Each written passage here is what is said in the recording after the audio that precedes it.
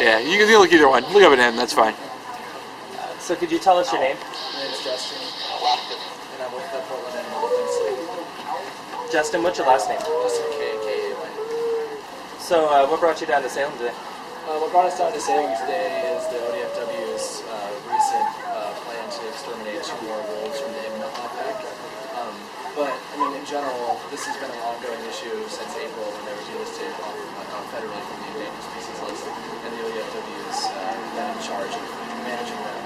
And their only tact so far has been to exterminate wolves and any sign of livestock predation.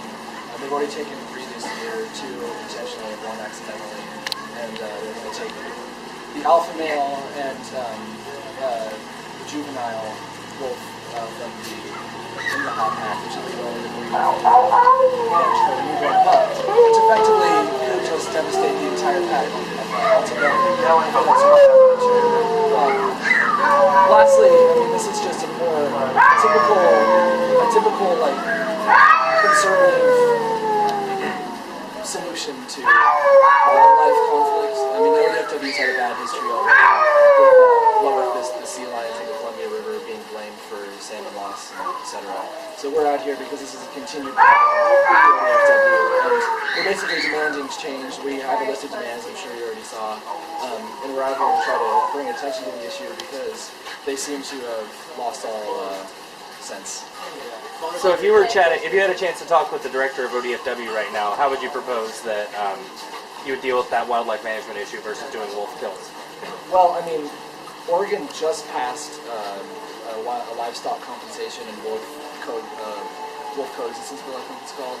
They just passed that in June, I believe, and it has very little time to even take in effect. And that was basically that bill was put in place to create incentives for ranchers to use non-lethal methods and make sure that if, some kind of if there's a calf that has a wound or all that stuff gets cleaned up as fast as possible, so as not to attract wolves.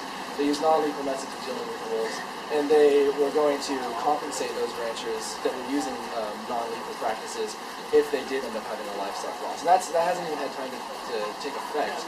I mean, that was one solution that they could have actually allowed to take its course, but they just decided to go back to the old school method of killing, exterminating them. Other than that, I would say, I mean, the way it was being managed up until April was a little more sufficient than it is now.